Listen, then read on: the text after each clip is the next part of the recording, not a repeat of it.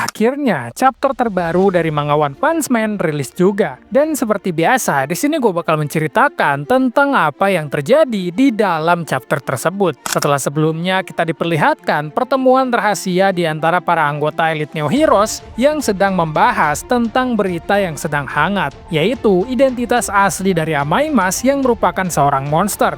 Sampai kita pun diperlihatkan Blue, pemimpin dari Neo Heroes yang merupakan anak dari Blast, terlihat sedang mengejar Amaimas. Yang di sini dia bertujuan untuk mengeksekusi Amaimas dengan tangannya sendiri.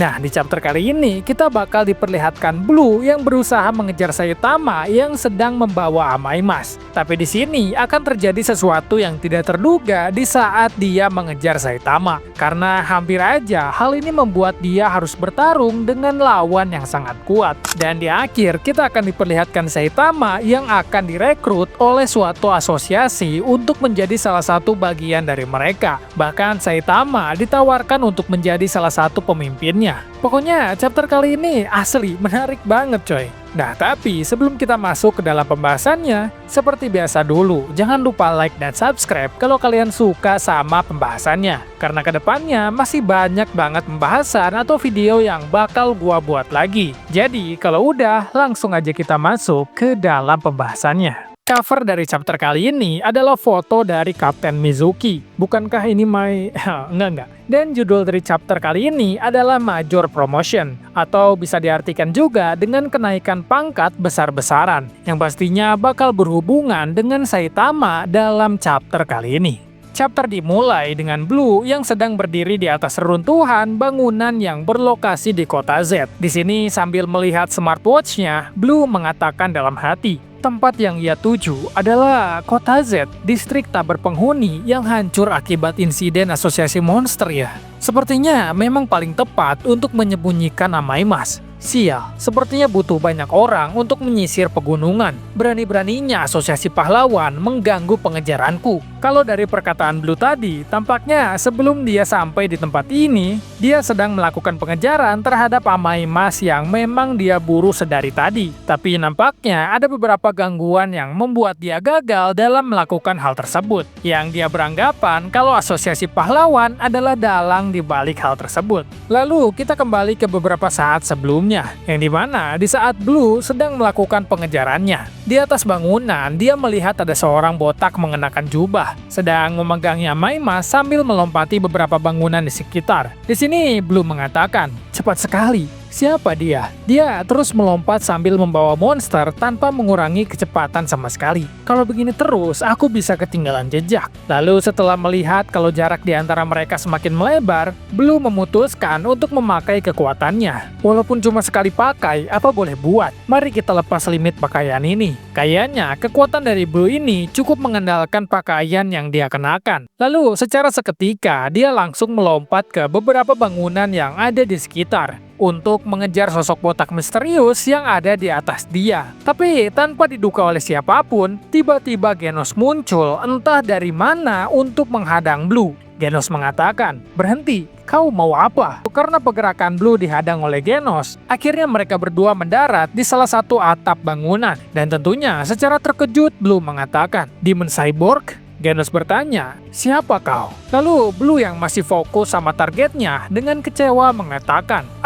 dia kabur kan jadinya? Apa maksudnya ini? Seorang pahlawan profesional membawa kabur seorang monster. Hal ini sudah jadi berita dan tidak mungkin untuk disembunyikan lagi loh. Apa asosiasi pahlawan berniat untuk melindungi Amaimas? Siapa si botak berjubah yang bergerak cepat tadi? Tergantung dari jawabanmu, mungkin ini tidak akan berakhir damai. Blue nampaknya sudah bersiap-siap memasuki mode tempur untuk berjaga-jaga jika dia harus bertarung dengan Genos. Tapi Genos menjawab dengan santai, reaksi energi yang cukup tinggi dari lengan kanan depan. Kau memakai senjata khusus ya? Dan sepertinya itu persenjataan kuat yang mustahil dipakai masyarakat biasa. Kepemilikan senjata berbahaya yang berlebihan oleh orang yang tidak terdaftar dalam kitab pahlawan itu dilarang. Nampaknya di sini Genos pun bersiap untuk menyerang Blue karena dianggap akan membahayakan.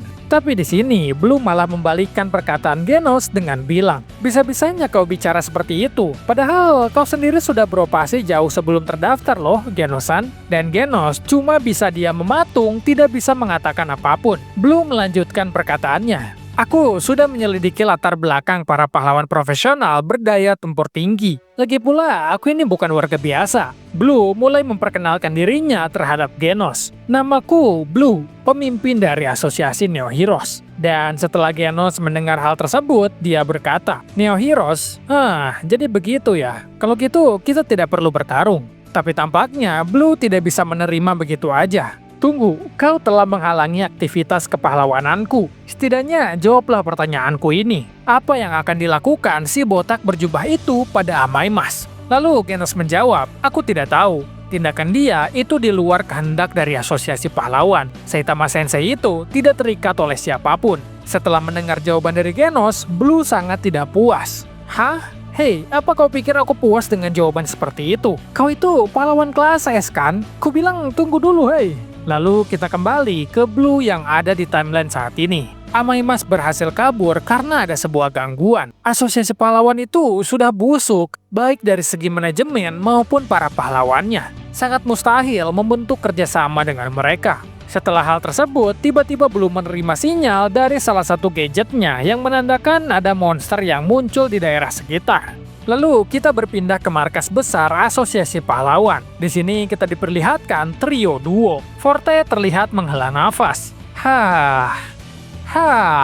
Salah satu dari mereka mengatakan, helaan nafas yang sangat menyebalkan. Butterfly menanggapi, "Kalau ada sesuatu yang mau dikatakan, katakan saja. Tapi kalau soal uang, maaf saja, aku tidak akan pinjamkan." Lalu Forte bercerita kepada mereka berdua, "Aku dapat tawaran rekrutmen dari organisasi bernama Neo Heroes. Perlakuan istimewa mereka itu lumayan menarik. Mereka bahkan menunjukkan Tuan Forte ini secara khusus loh. Gaji bulanannya bahkan hampir 2 kali lipat dari yang aku punya sekarang. Mereka benar-benar sadar betapa menyedihkannya bakat langka sepertiku terkubur di bawah bayangan kelas A Asosiasi Pahlawan. Tapi aku merasa tidak enak kalau aku sampai mendahului kalian semua." Tapi ternyata, Centot dan Butterfly mengatakan dengan serentak, "Kami juga sama-sama direkrut kok. Bahkan aku sudah mendapatkan pamflet dan kontraknya juga." Anjir, ini trio nggak ada solid-solidnya coy. Kocak banget anjir, sumpah dah. Yang pastinya, setelah mendengar hal tersebut, mereka sama-sama kebingungan dan nggak bisa berkata-kata lagi.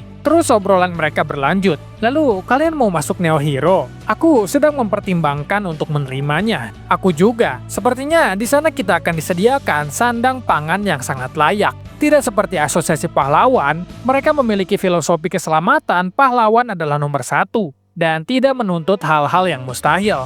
Peringkat rendah dan pemula pun diberikan perlengkapan yang lengkap dan tidak ada kuota tugas khusus. Kalau ada kasus, AI akan langsung mengkalkulasi dan memilih orang yang tepat. Dan sesuai standar mereka, mengirim tim minimal 3 orang ke dalam lokasi. Katanya, mereka juga akan menyiapkan kendaraan lapis baja dan pesawat ringan untuk transportasi di tiap-tiap kota. Satu-satunya batasan mereka adalah hanya hukuman penghapusan registrasi bagi hero yang kurang kesadaran akan norma. Di saat mereka sedang asiknya ngobrol, kita akhirnya diperlihatkan juga salah satu peliharaan Saitama, yaitu Black S dan juga Overground Rover. Obrolan berlanjut. Kedengarannya sangat masuk akal dan menarik sih, malah jadi lebih susah mencari alasan untuk menolaknya. Terus siapa nanti yang urus Pochi? Dan di sini nampaknya Black S mendengar perbincangan mereka dari tadi. Dalam hatinya dia mengatakan, jadi semakin menarik. Padahal ini zamannya di mana para pahlawan harusnya mulai bersatu. Tapi mereka ini malah jadi saling menjatuhkan. Dan mulai tergerus dengan arus kekuatan baru yang baru saja terbentuk beberapa tahun ini aja. Sepertinya serangan dari asosiasi monster tidak sia-sia ya, benar kan Pochi?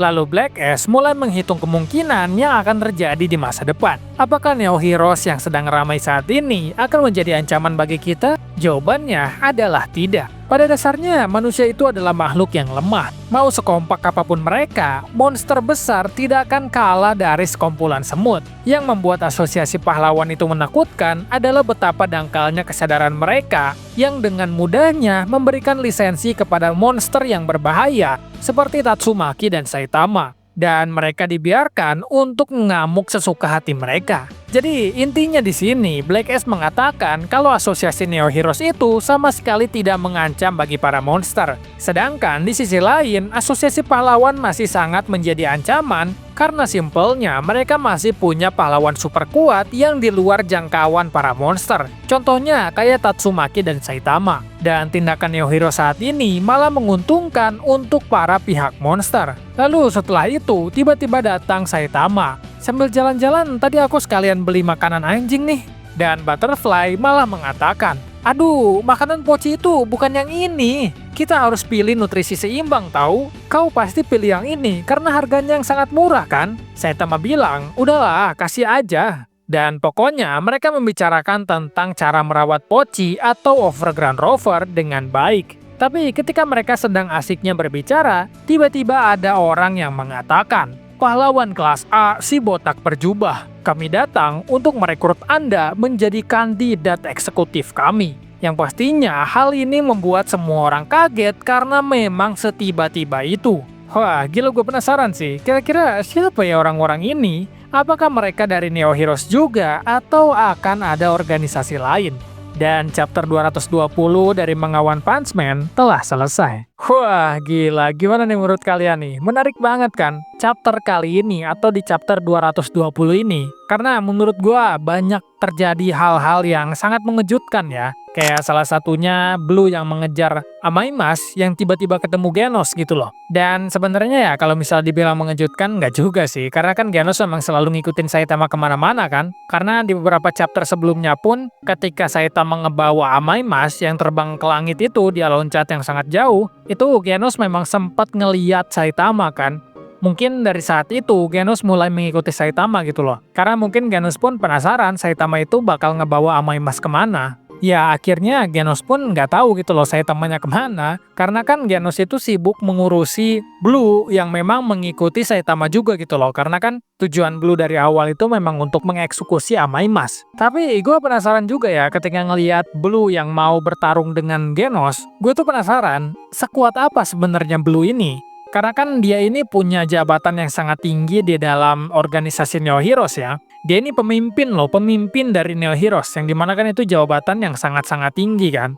Ya mungkin gua ngerti sih, kekuatan bukan satu-satunya alasan kenapa dia bisa jadi pemimpin. Mungkin karena relasi juga, dia kan anaknya Blaze ya, mungkin kayak orang-orang itu bisa memanfaatkan Blue dengan mudah lah, karena kan dia itu adalah anaknya Blaze gitu loh. Cuma tetap aja, menurut gue ini adalah kalau terjadi beneran ya, pertarungannya sangat-sangat menarik. Karena kan kita nggak tahu ya Blue itu sekuat apa dan kekuatannya seperti apa. Ya walaupun memang sih di chapter kali ini kan kita diperlihatkan kalau Blue itu cukup mengandalkan gadget atau kostum yang dia kenakan. Jadi gue nggak yakin apakah Blue ini memang punya kekuatan murni dari tubuh dia sendiri atau semuanya itu tentang gadget dia ataupun kostum-kostum yang dia pakai. Jadi kalau misalnya kita berbicara Blue ini akan sekuat apa, harusnya sih sangat-sangat kuat ya. Kalau misalnya kita berbicara tentang keturunan ya, karena Blaze sangat kuat dan ibunya pun sangat kuat. Jadi harusnya Blue pun sangat kuat, tapi lawannya adalah Genos. Genos tuh kan kuat banget ya. Genos itu kan udah di-upgrade berkali-kali dan udah punya pengalaman yang cukup banyak juga. Jadi ya gue penasaran lah pertarungannya itu akan terjadi seperti apa gitu loh. Salah satu highlight utama di dalam chapter kali ini itu adalah di akhir-akhir itu loh. Saitama tiba-tiba ditawarin untuk menjadi eksekutif tinggi di dalam suatu organisasi. Dan menurut gue ini sangat-sangat menarik ya. Karena kenapa ini tuh menarik banget? Yang pertama, nggak banyak orang loh yang tahu kekuatan asli dari Saitama. Gua nggak tahu mereka itu tahu dari mana. Ya mereka itu bisa ngulik-ngulik atau dari kayak rekaman rahasia dan lain sebagainya, mungkin aja ya bisa seperti itu dari drone atau lain sebagainya kan. Jadi gua nggak tahu mereka itu tahu dari mana tentang kekuatan Saitama. Lalu yang kedua, kenapa harus Saitama gitu loh? Karena kan masih banyak pahlawan-pahlawan kelas S yang lebih kuat dan lebih berpengaruh daripada Saitama. Cuma kalau misalnya kita berbicara teori ya, gue sih berteorinya mereka itu mau ngerekrut Saitama itu karena melihat Saitama di televisi atau di berita. Karena kan diberitakan kalau misalnya Saitama itu ngebawa Amaimas kan. Yang itu artinya mungkin mereka berpikir, oh ini menarik banget nih. Ada orang namanya Saitama botak berjubah, tiba-tiba ngebawa Amaimas nggak tahu kemana. Dan mungkin ini bisa menjadi exposure untuk organisasi mereka, mungkin seperti itu ya. Gue sih menukanya seperti itu, karena gue nggak begitu yakin juga kalau misalnya mereka itu tahu kekuatan Saitama itu sekuat apa. Jadi ya kira-kira kayak gitulah. Gue penasaran juga sih, ini chapter memang seru juga sih kalau misalnya dipikir-pikir, dan chapter ke depan pasti jauh lebih seru lagi. Jadi oke lah ya, mungkin segitu dulu aja untuk video kali ini. Terima kasih untuk kalian yang udah nonton sampai sejauh ini, dan sampai ketemu lagi di video selanjutnya. Bye-bye.